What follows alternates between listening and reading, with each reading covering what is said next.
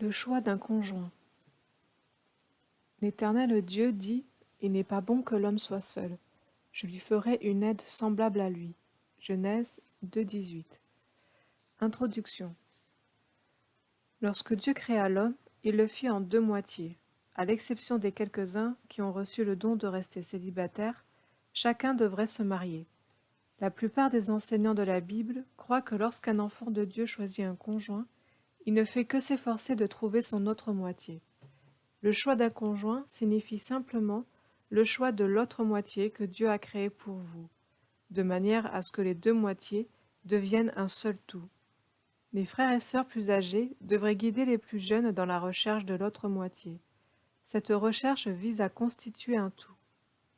Les moitiés sont inefficaces, si elles restent des moitiés. Seuls ceux qui trouvent leur moitié correspondante sont complets.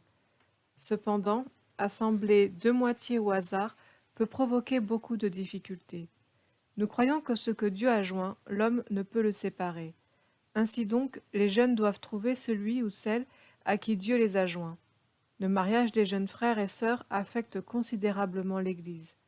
S'il y a des problèmes au sein des mariages, il y en aura bientôt au sein de l'Église, de sorte que les jeunes doivent être guidés correctement en cette matière.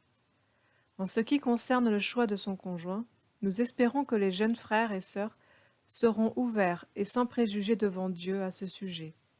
Affronter la chose objectivement, non subjectivement.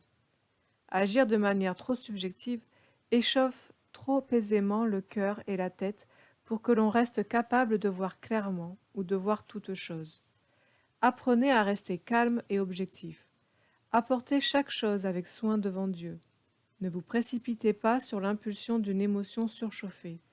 Un chrétien peut se lancer dans le mariage, mais il ne peut pas s'en extraire. Nous, chrétiens, nous ne pouvons nous comporter comme les gens du monde, qui se marient aisément et qui divorcent aisément. Nous ne pouvons pas nous extraire de la relation.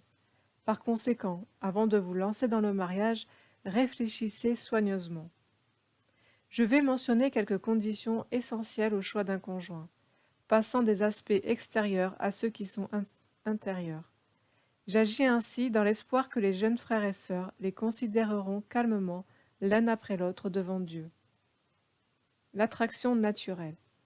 Le mariage entre Jacob et Rachel a été conclu plus aisément que celui de Jacob et de Léa, car le premier était basé sur une affection naturelle. Nous ne devons pas mépriser l'attraction naturelle. Dans le choix d'un conjoint, ce n'est pas n'importe quel frère ou sœur qui fera l'affaire. Pour être frère et sœur, il n'est pas besoin d'attraction. Mais l'union dans le mariage implique la considération de nombreux facteurs. L'attraction est l'un de ces facteurs. Le docteur Bévan, de l'Alliance chrétienne et missionnaire, important serviteur du Seigneur, dit que lorsque le Seigneur fait de vous un frère ou une sœur pour tous les frères et sœurs, l'attraction n'est pas impliquée. Mais lorsqu'il vous fait épouser un frère ou une sœur, l'attraction est indispensable. Les nouveaux croyants doivent savoir qu'il faut l'attraction naturelle. En fait, il n'est guère nécessaire de le leur dire, ils le savent déjà. Lorsque vous choisissez un conjoint, vous devez aimer être avec l'autre personne et jouir de sa compagnie. Vous ne devriez pas simplement supporter la présence de l'autre. Vous devriez ressentir un très grand plaisir dans le fait d'être ensemble. Si vous ne jouissez pas chacun de la compagnie de l'autre, vous ne devriez pas vous marier, car une condition essentielle manquerait. En outre, ce plaisir que nous ressentons en compagnie de l'autre ne devrait pas être de nature temporaire, elle devrait plutôt être de longue durée. Vous devriez ressentir que vous aimeriez être ensemble même après 30 ou 50 ans. La santé. 1. L'amour peut surmonter un handicap. Il est possible que le handicap physique du conjoint puisse être surmonté par un grand amour.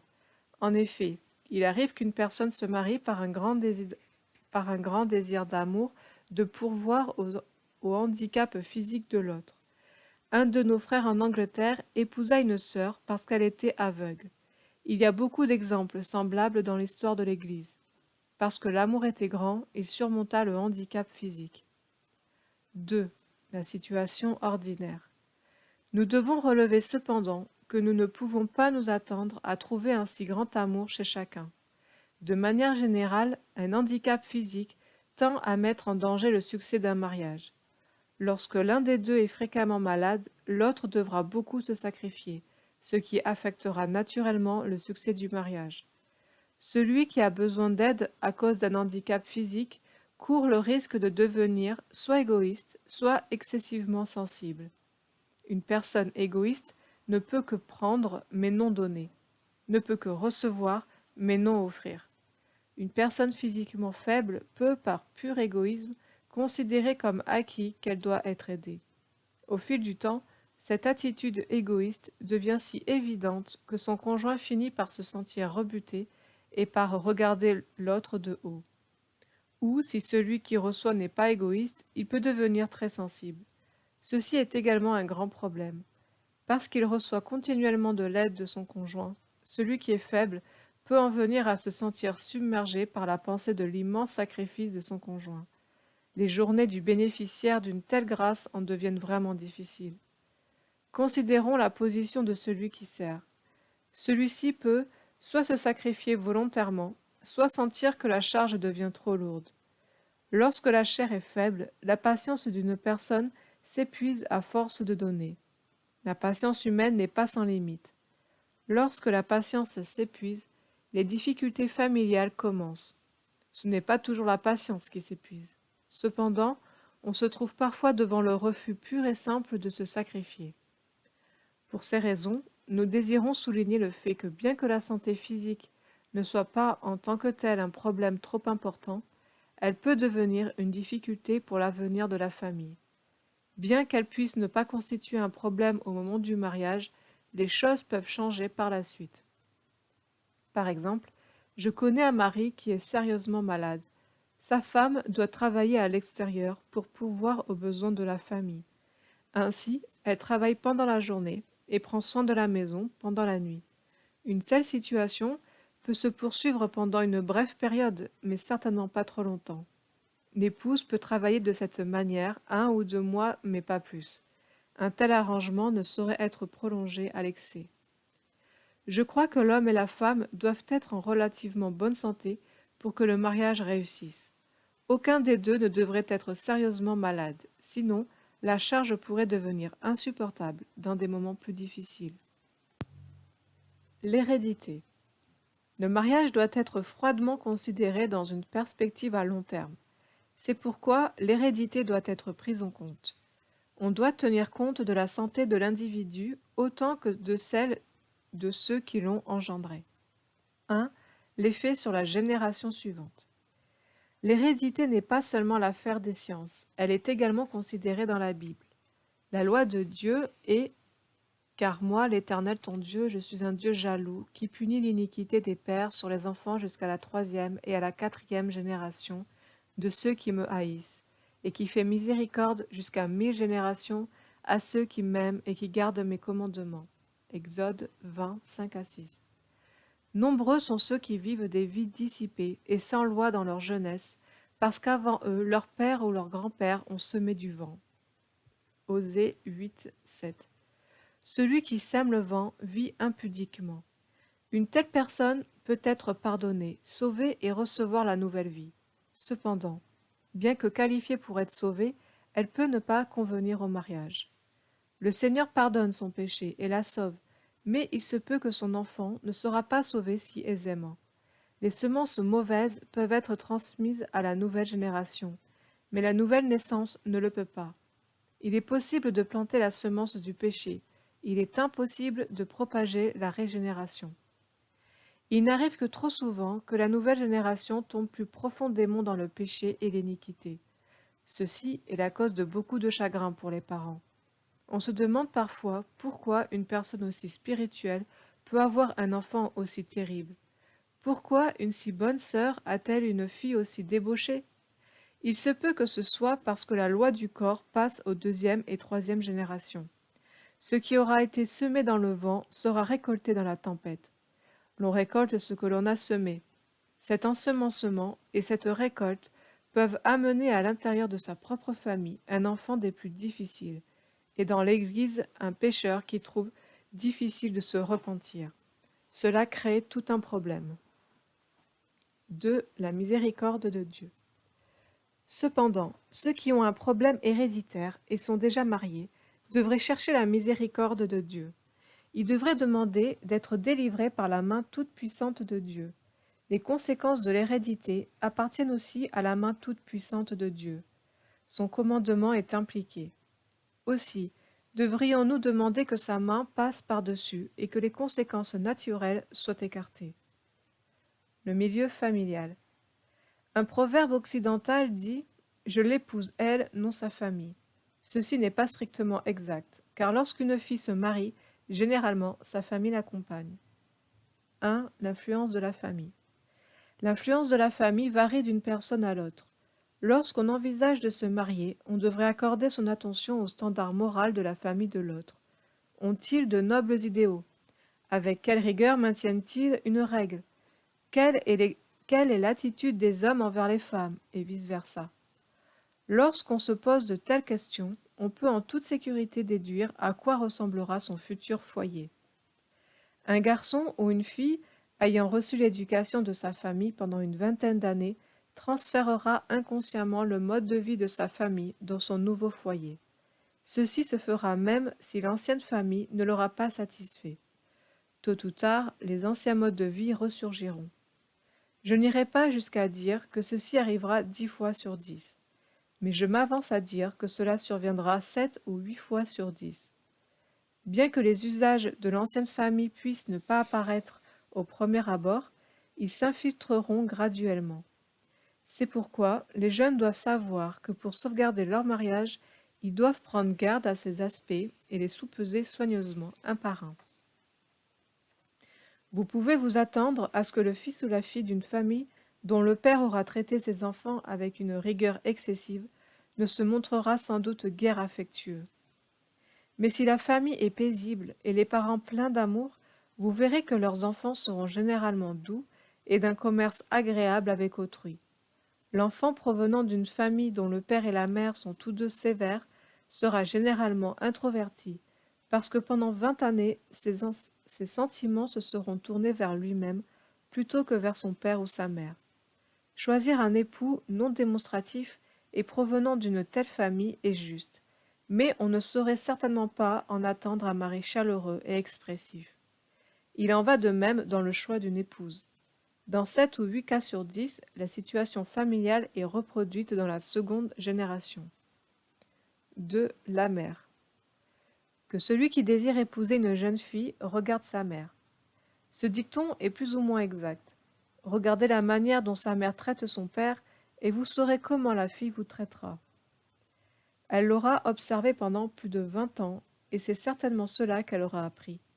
Après avoir vu la manière quotidienne d'agir de sa mère envers son père, pendant des années, il lui sera extrêmement difficile de ne pas vous traiter de façon similaire. De même, en regardant le père, vous saurez comment le fils traitera sa femme. À titre d'exemple, un obstiné peut faire preuve d'une grande courtoisie dans sa conversation. Mais s'il provient d'une famille dont le caractère est fort, tôt ou tard, il révélera son entêtement. S'il provient d'une famille réservée qui n'élève pas la voix, il fera preuve de courtoisie et d'attention dans ses paroles et dans ses actes. Il sait en tout cas qu'il est faux de se quereller. Gronder et chercher la bagarre lui sera aussi difficile que de grimper une haute montagne. Mais l'histoire est différente pour quelqu'un qui provient d'un foyer où la bagarre et les gronderies font partie du quotidien. Bien qu'il ou elle puisse faire preuve d'une grande politesse aujourd'hui, ce comportement n'est pas fiable, c'est un masque temporaire. Tôt ou tard, ce qu'il ou elle aura appris émergera. Il lui sera facile de se fâcher et de se bagarrer. Pour cette raison, il est bon qu'un homme regarde l'ambiance familiale d'une femme avant de l'épouser, et vice-versa. Dans peut-être 7 cas sur 10, les enfants ressemblent à leurs parents. Aimez-vous sa famille? Si oui, vous pouvez plus ou moins vous attendre à ce que votre futur foyer lui ressemble. Si vous ne l'approuvez pas, ne vous attendez pas à ce que votre conjoint soit une exception. Il n'est pas aisé d'être exceptionnel. 3. La famille tout entière. Souvenez-vous que l'éducation de quelqu'un est différente de sa manière de penser. Il pourra bien vous dire combien il est faux de chercher querelle, mais après un temps, lui-même en viendra à faire la même chose. Il n'est pas facile pour lui de changer ses habitudes. Les jeunes frères devraient savoir qu'en épousant une sœur, ils épousent sa famille tout entière. De même, les jeunes sœurs devraient savoir qu'en épousant un frère, elles épousent sa famille tout entière. Vous épousez une personne, mais en fait, vous recevez la famille tout entière. L'âge. 1. Physique. Généralement, les femmes mûrissent plus vite que les hommes, mais elles vieillissent aussi plus rapidement. D'habitude, les femmes ont environ 5 ans d'avance sur les hommes, mais elles vieillissent environ 10 ans plus tôt. C'est pourquoi l'on peut admettre dans le mariage, en ce qui concerne le physique d'une personne, que l'homme ait 5 ou 6 ou même 7 ou 8 ans de plus que sa femme. 2. Mental. D'autre part, l'âge mental entre aussi en ligne de compte. Il est fort possible qu'une personne soit physiquement mûre tout en étant mentalement une enfant, âgée dans son corps mais jeune dans sa tête. On peut avoir physiquement plus de 30 ans tout en ayant un âge mental de 20 ans. Pour cette raison, on peut envisager qu'un frère, dont l'intelligence a mûri plus rapidement, épouse une sœur quelque peu plus âgée, mais dont l'intelligence est encore jeune. La décision repose sur l'importance que vous accorderez à l'un des aspects par rapport à l'autre, l'âge physique ou l'âge mental. Sur le plan de l'âge physique, il est préférable que le frère soit plus âgé que la sœur. En ce qui concerne l'âge mental, en revanche, on peut fort bien envisager qu'une sœur soit plus âgée que le frère. C'est quelque chose que chacun doit décider pour soi-même. Le tempérament, l'intérêt et le but. Les 5 considérations qui précèdent sont des points qui concernent plus ou moins le côté physique. Dans ce que nous abordons maintenant, nous considérons les aspects qui relèvent davantage de la nature ou du caractère. Pour qu'un mariage réussisse, il ne faut pas seulement l'attraction physique, mais aussi une proximité de tempérament, d'intérêt et de but. Si la nature et les intérêts sont trop éloignés, la famille finira par perdre sa paix et mari et femme souffriront tous les deux. Les jeunes devraient savoir que l'attraction naturelle ou physique n'est que temporaire, tandis que le caractère d'une personne est plus durable. L'amour parmi les non-croyants est essentiellement une attraction naturelle. Ce n'est pas l'amour dont parle la Bible. Il y a une attraction naturelle dans l'amour, mais l'attraction naturelle ou physique en elle-même n'est pas l'amour. L'amour inclut une attraction naturelle, mais il inclut également une proximité de tempérament. En conséquence, l'amour possède 2 éléments fondamentaux, l'attraction naturelle et la proximité de tempérament et d'intérêt. Il vous semble que vous aimez une personne à cause de l'attraction naturelle que vous éprouvez envers elle. Et pourtant, vous n'aimez pas vraiment cette personne parce que vous ressentez que tout ce qu'elle fait est différent de ce que vous feriez vous. Votre conjoint peut ne pas aimer ce que vous aimez, et vous pouvez ne pas aimer ce qu'il aime. Ceci révèle une disparité de caractère. 1. L'amour. Par exemple, l'un des deux aime beaucoup les gens. Il ou elle traite les autres avec gentillesse et affection, estimant chacun comme aimable. Mais son conjoint est tout à fait froid et indifférent envers les gens, manquant d'amour et de sympathie. Aussitôt, vous voyez les difficultés naître des deux côtés, car il y a là un conflit de caractère.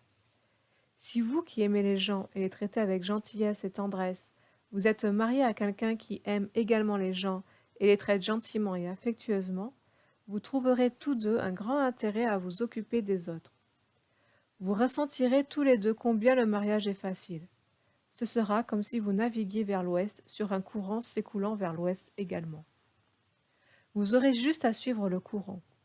Mais si vous êtes marié à quelqu'un qui est froid et vide de sentiments, vous tirerez d'un côté tandis que l'autre tirera dans l'autre direction. Vous vous sentirez devoir supporter votre conjoint et votre conjoint certainement essaiera de vous supporter. Vous supportez l'avarice de l'autre alors que l'autre supporte votre libéralité. Ceci n'est pas très harmonieux. 2. La bonté. Certaines personnes sont non seulement affectueuses mais aussi bienveillantes. La bienveillance signifie la répugnance à blesser ou offenser les autres et la capacité de penser ou de ressentir à la place de l'autre. La vie prend tout son sens lorsque vous choisissez un époux ou une épouse qui fait preuve d'un même tempérament que vous-même.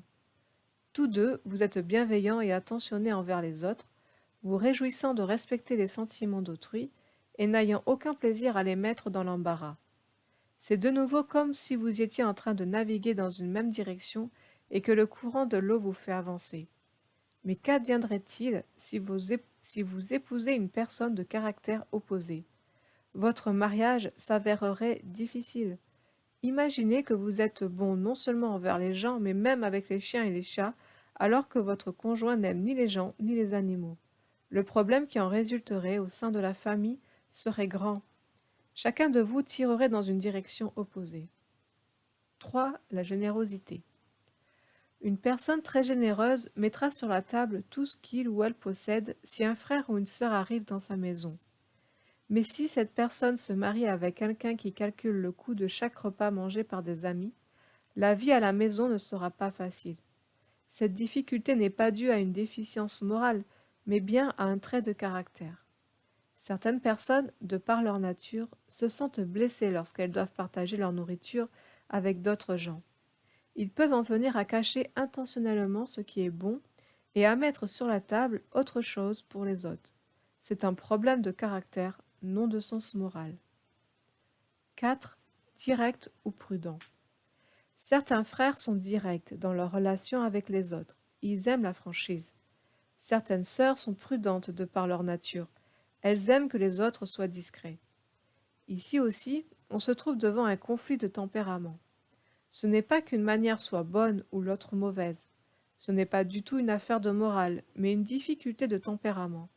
L'une est si prudente qu'elle tend à tout cacher, tandis que l'autre est enclin à tout révéler. Les deux attitudes sont magnifiques. Ne laissons pas celui qui est prudent critiquer celui qui est direct, ni l'inverse. Celui qui est franc a l'impression que le prudent lui a attaché un boulet au pied, tandis que celui qui est prudent a l'impression d'être avec quelqu'un qui réagit toujours trop vite. Tous deux souffrent. 5. Réfléchi ou impulsif. Certaines personnes sont tout à fait réfléchies. Elles soupèsent de toutes choses soigneusement et profondément, tandis que d'autres personnes agissent sans demander d'explication. Elles ne s'arrêtent pour réfléchir qu'après avoir agi. Une fois de plus, le problème n'est pas d'ordre moral, il s'agit d'une simple différence de tempérament. Il n'y a pas lieu de se juger l'un l'autre, mais que celui qui est réfléchi cherche pour accompagner sa vie un conjoint à réfléchi, lui aussi, et que celui qui est impulsif cherche un compagnon impulsif. La vie commune en sera bien plus aisée. 6. Précis dans leurs paroles. Certaines personnes sont si précises dans leur langage qu'elles effraient les autres. Toute parole doit être soupesée avec précision. D'autres ne sont pas aussi attentifs. Non qu'ils soient insouciants ou qu'ils aient l'intention d'être imprécis, mais leur discours n'est pas aussi exact. Une fois de plus, ces différences ne constituent pas un problème d'ordre moral, mais un problème de caractère. Celui qui est attentif pourrait accuser à tort l'autre de mentir, alors que ce dernier pourrait avertir le premier qu'il vaut mieux ne pas parler du tout. Franchement, si chaque mot prononcé sur Terre devait être aussi précis, il n'y aurait guère plus de 20 phrases prononcées. C'est pourquoi la différence de tempérament est effectivement un grand problème. 7. Actif ou inactif. Certaines personnes ont un tempérament vif, tandis que d'autres sont calmes. L'un n'est pas plus faux que l'autre. Ce n'est pas un problème moral, c'est simplement une différence de tempérament. Mais le mariage entre une sœur particulièrement vive et un frère excessivement calme amènera sans aucun doute des problèmes. Tôt ou tard, ils seront tentés de faire de ce problème de caractère un problème moral. Chacun d'eux amplifiera la particularité de l'autre. Je connais personnellement un époux qui aime rester chez lui, mais il a épousé une sœur qui prend plaisir à rendre visite à d'autres personnes. En fait, je connais un bon nombre de cas de ce style à Shanghai. Le mari trouve tout à fait insupportable de devoir suivre sa femme de maison en maison. Il ne lui reste pas d'autre solution que de rester chez lui. Il peut supporter la situation quelquefois, mais pas pour toujours. Lorsqu'il rentre chez lui, il y trouve rarement son épouse. Ce n'est pas une question d'ordre moral, c'est un problème de caractère qui a été négligé au moment du mariage. 8. Ordré ou bohème. Je connais une sœur qui est particulièrement ordrée. Elle suit son mari pas à pas et range chaque chose après lui. Lui, par contre, n'attache pas d'importance à l'ordre. Leur rendant visite un jour, J'ai trouvé le mari jetant des coussins par terre et renversant une chaise. Je lui ai demandé pourquoi il faisait ça. Il répondit qu'il était extrêmement heureux parce qu'aujourd'hui, sa femme était partie chez ses parents. Il avait été si frustré par sa manie de l'ordre que maintenant il se soulageait en semant la pagaille. 9. Des natures similaires. Les chrétiens devraient savoir que l'amour a deux... Les chrétiens devraient savoir que l'amour a deux éléments fondamentaux, l'attraction naturelle et la similitude de caractère. C'est pourquoi, en choisissant un conjoint, les chrétiens doivent choisir non seulement ceux vers lesquels ils se sentent naturellement attirés, mais aussi ceux qui ont un caractère quelque peu semblable au leur. Ne négligez pas ce second aspect alors que vous êtes occupé par le premier. J'ai connu un couple à Shanghai qui ne cessait de se quereller. J'ai demandé au mari pourquoi il s'était marié en premier lieu. Il répondit que lorsqu'il la vit pour la première fois, il fut attiré par ses deux yeux d'un noir de corbeau. C'était une attraction naturelle. Mais peu après leur mariage, ses yeux sombres tombèrent dans l'oubli. Tout ce dont il se souvenait maintenant, c'est qu'elle aimait rire tandis qu'il préférait le calme, elle agissait rapidement tandis qu'il réagissait lentement.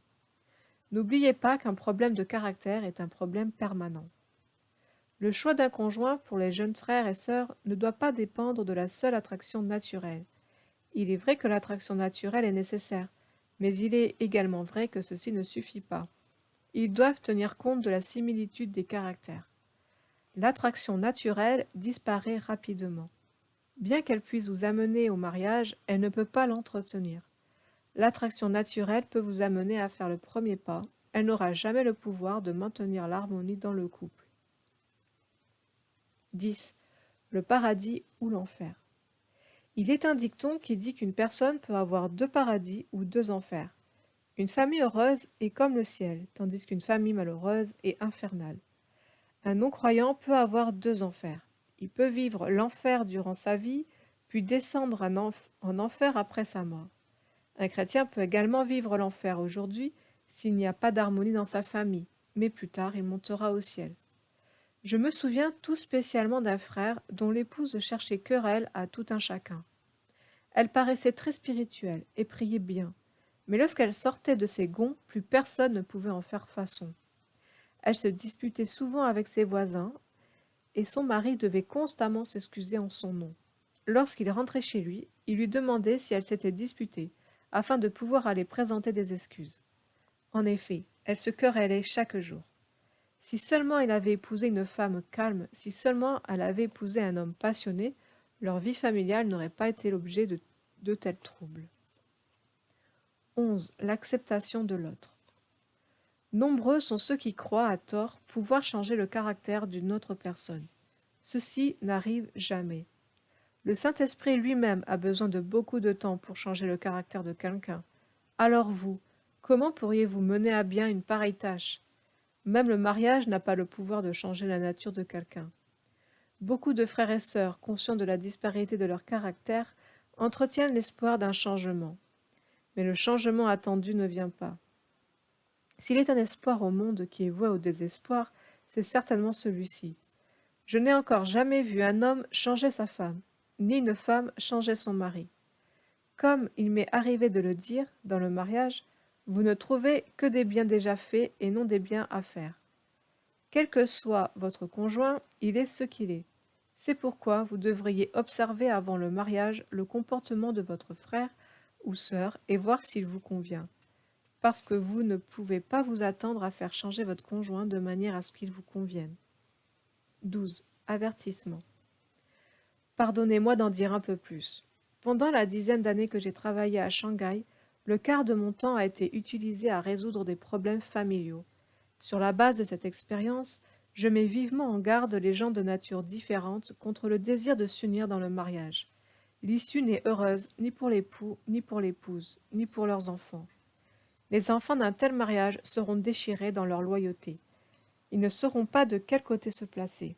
Cette situation pourra même affecter leur salut. Les faiblesses. Ce que nous venons de dire se réfère uniquement à des différences de tempérament, sans aucune implication morale. Cependant, nous verrons maintenant que les êtres humains ont effectivement des faiblesses. 1. La faiblesse est un problème moral. Qu'est-ce qu'une faiblesse ? Certaines personnes sont paresseuses alors que d'autres sont diligentes. Nous savons que la diligence est une vertu alors que la paresse est une faiblesse. Certains sont très précis dans l'usage de leurs mots. Ceci est effectivement une vertu. Mais certaines personnes aiment en rajouter. Elles ne se limitent pas à la vérité. C'est une faiblesse de caractère. D'autres n'ouvrent guère la bouche. Elles n'aiment pas parler trop, et c'est bien. Mais il y en a qui aiment critiquer les autres. Ceci ne peut être considéré comme une vertu, c'est plutôt une faiblesse. La médisance est davantage qu'un problème de caractère. Elle implique la morale. Lorsque la morale est impliquée, on se trouve en présence d'une faiblesse qui doit être traitée devant Dieu. Par exemple, certaines personnes agissent rapidement et d'autres sont lentes. C'est un problème de caractère. Mais si quelqu'un est si rapide qu'il manque d'égard ou si lent qu'on ne peut lui faire confiance, on se trouve en présence d'une faiblesse. 2. La connaissance des faiblesses de l'autre. Que devrions-nous faire en ce qui concerne les faiblesses de notre conjoint? C'est difficile pour quelqu'un de l'extérieur de répondre. Avant de se marier, il faut détecter les faiblesses de son éventuel conjoint. Il faut le faire avant d'être fiancé, non après. Il est faux de chercher les faiblesses de son conjoint après le mariage. C'est entièrement faux, c'est insensé. Après le mariage, c'est trop tard pour cela. Une fois mariés, l'homme et la femme devraient être aussi aveugles et sourds que possible. Même sans regarder, vous en verrez bien assez. Qu'arrivera-t-il donc si vous vous mettez à y regarder de trop près? Le mariage ne devrait pas être utilisé comme une occasion de détecter les fautes de l'autre. Vous ne devriez pas vous servir de vos yeux une fois mariés. Mais avant de vous fiancer, au moment de choisir votre conjoint, ne soyez pas aveuglés par l'attraction naturelle au point de ne pas remarquer les faiblesses de l'autre. Ne soyez pas si avide de vous marier que vous ne voyez aucune faiblesse chez l'autre. 3. Supportable ou insupportable.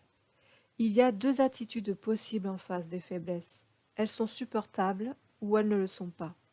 En présence d'une faiblesse insupportable, le mariage ne devrait pas être envisagé. Mais si les faiblesses de l'autre sont supportables, vous pouvez envisager le mariage. Cependant, toutes les faiblesses doivent être découvertes avant les fiançailles. À quoi cela sert-il de découvrir les défauts de l'autre après le mariage? Vous ne feriez alors que détériorer la vie familiale, puisque vous ne pourrez rien y changer. 4. Ne pas avoir les mêmes faiblesses. Permettez-moi de vous mettre en garde. Ne pensez pas que des personnes partageant des mêmes faiblesses peuvent vivre ensemble. Nombreux sont ceux qui s'imaginent qu'ils peuvent vivre avec quelqu'un qui a les mêmes faiblesses, mais pas avec quelqu'un qui a des faiblesses différentes. Ce n'est pas le cas. C'est même plus difficile pour des personnes partageant la même faiblesse de vivre ensemble. Si c'est purement une disparité de caractère, la conscience n'est pas impliquée. Mais si c'est un défaut, la conscience sera impliquée. Chacun des deux souffrira doublement, pour soi-même et pour son conjoint. Et les difficultés et les responsabilités en seront doublées. Les caractères doivent être semblables, mais les défauts ne peuvent l'être. Permettez-moi d'insister. Bien qu'un défaut puisse être pardonnable, il peut aussi être insupportable. En outre, il vaut mieux que les défauts de deux personnes ne soient pas identiques. Les caractères. Pour qu'un mariage réussisse, il faut que tous deux éprouvent un respect mutuel. Lorsque l'un des deux conjoints méprise l'autre, la famille est vouée à l'échec. L'époux doit respecter le caractère de son épouse. La femme doit apprécier la qualité du caractère de son mari. Ce n'est pas une question de tempérament ni de défaut, mais de caractère. Par exemple, si une femme dit une fois un mensonge, on peut lui pardonner. Mais si elle n'est pas honnête et ment souvent, cela se reflète sur son caractère. Ou bien, pour citer un autre exemple, comment un époux peut-il exiger le respect de sa femme s'il est égoïste au point de ne penser qu'à lui-même? Au sein d'une famille, le mari doit avoir au moins quelques qualités admirables. Il faut différencier le caractère et le tempérament. S'il n'y a rien à respecter, la famille est réduite à néant. Une différence de tempérament peut rendre les choses difficiles, mais l'absence d'un caractère que l'on puisse admirer détruit la base même du foyer. Comment sauver une famille dans laquelle l'époux se méfie de sa femme et vice-versa? Certaines personnes sont très cruelles. Elles traitent autrui avec brutalité. Sans égard pour ce que peut ressentir l'autre, elles ne se préoccupent que de leurs propres sentiments. Ce n'est plus une différence de tempérament, mais un défaut de caractère. Un caractère qui n'entraîne pas le respect provoque l'échec d'un mariage. Certaines personnes n'exercent aucun contrôle sur elles-mêmes. Elles n'ont aucune discipline personnelle. Elles se mettent librement en colère. Pourquoi ont-elles mauvais caractère? Parce qu'elles sont égoïstes et ne cherchent que leur propre satisfaction. Pour certaines personnes, se laisser aller à la colère peut être très satisfaisant, mais pour leur conjoint, un tel caractère peut n'entraîner que le mépris.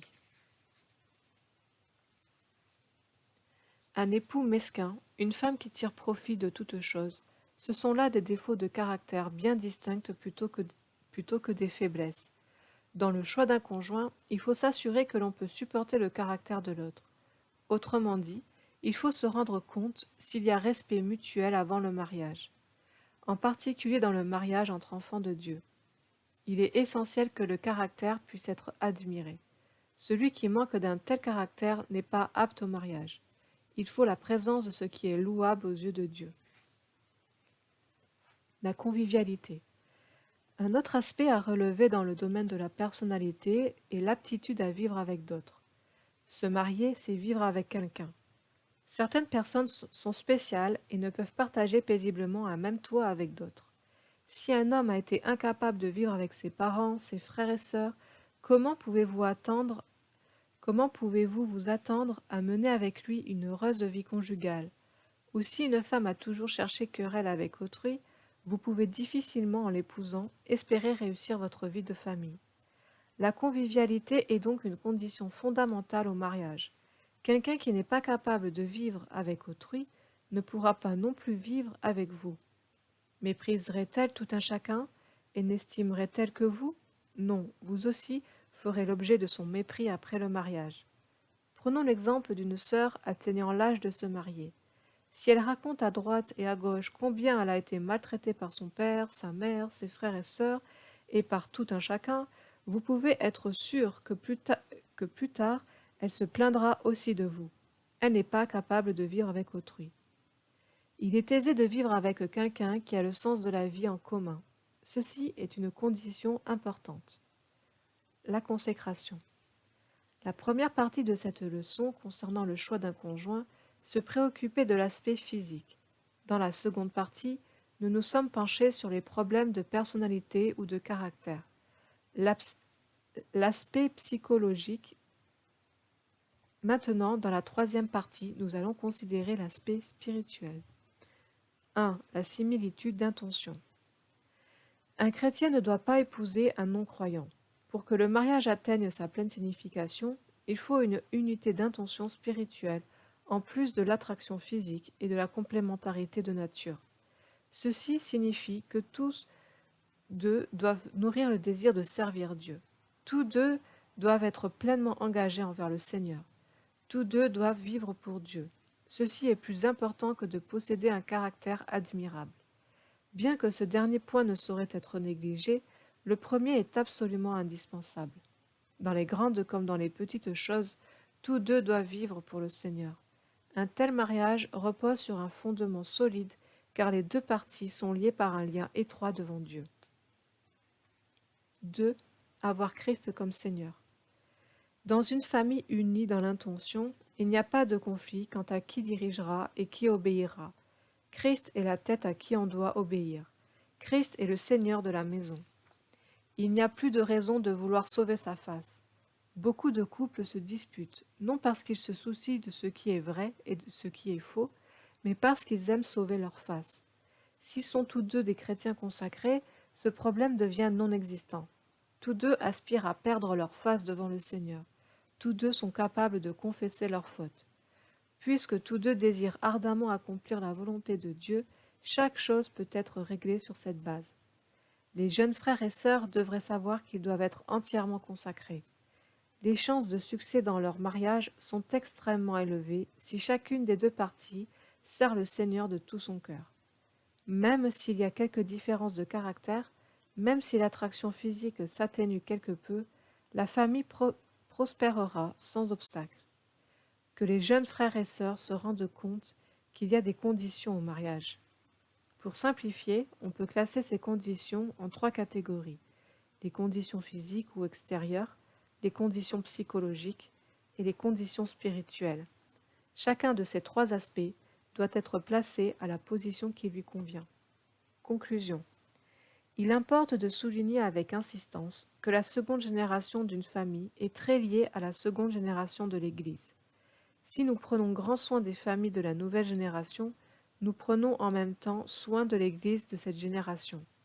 Si les familles de la génération à venir sont pleines de problèmes, nous devrons consacrer la majorité de notre temps à régler des problèmes familiaux. Nous ne pouvons changer la situation de ceux qui sont déjà mariés. Tout ce que nous pouvons faire, c'est les amener à être plus tolérants, plus patients, plus tendres, plus aimants.